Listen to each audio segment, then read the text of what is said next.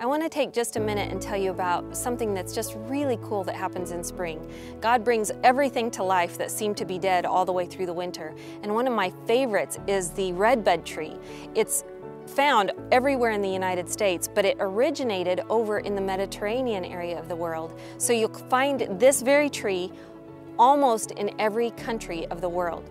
Now, there's a million things that make it special, but some of what makes it special is that it has these little red buds that actually pop right out of the trunk of the tree, not just the branches.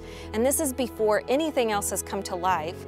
You might see some daffodils and forsythias around you coming to life, but really this is one of the very first trees that gets flowers on it. And they pop out all over it, even on the trunk, and before there are even any leaves on the tree itself. So that kind of makes it cool.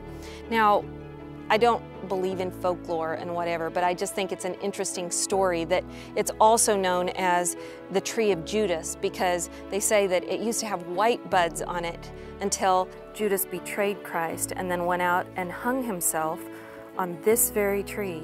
And that once that happened, that all the buds turned red. Now, I know that's just folklore. It's not in the Bible or anything like that. I don't even think it's true, but it's an interesting little story, and that's why sometimes you might hear it called the tree of Judas. Anyway, one of the other things that makes it special is that almost every bit of it is usable in all kinds of different ways. You'll see baskets are made with the soft bark of it.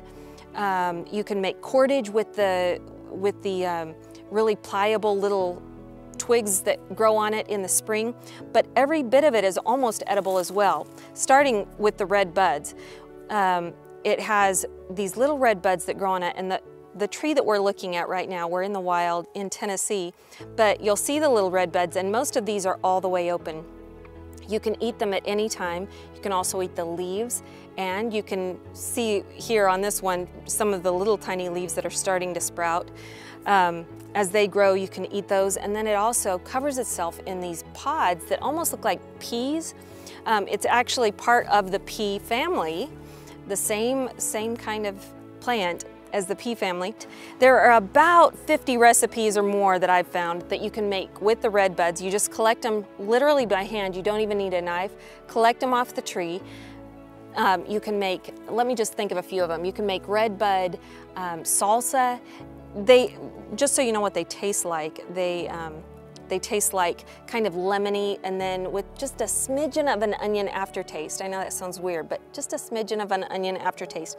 Anyway, so you can make salsa with them. You can make, they make great jelly. They make jams. You can make little muffins with them. You can, one of the most common things you'll find is pickled red buds, and they keep their color. So the whole little jar is going to be this beautiful, brilliant red, pickled red buds. So I would encourage you to Google it, and you'll find a million recipes you can do with these. Have fun learning about it though, because it's such an intriguing tree, and it's only available right now through this February through March and April, depending on where you are in the country. Maybe some of you in May, but right as you see them come to life, take the chance, go out into the wild and forage for just a few minutes on something. Many of you even have them in your front yard. See what you can make with them and enjoy this delicious treat that few people know about, but God made as part of His love letter to us. Isn't that pretty cool?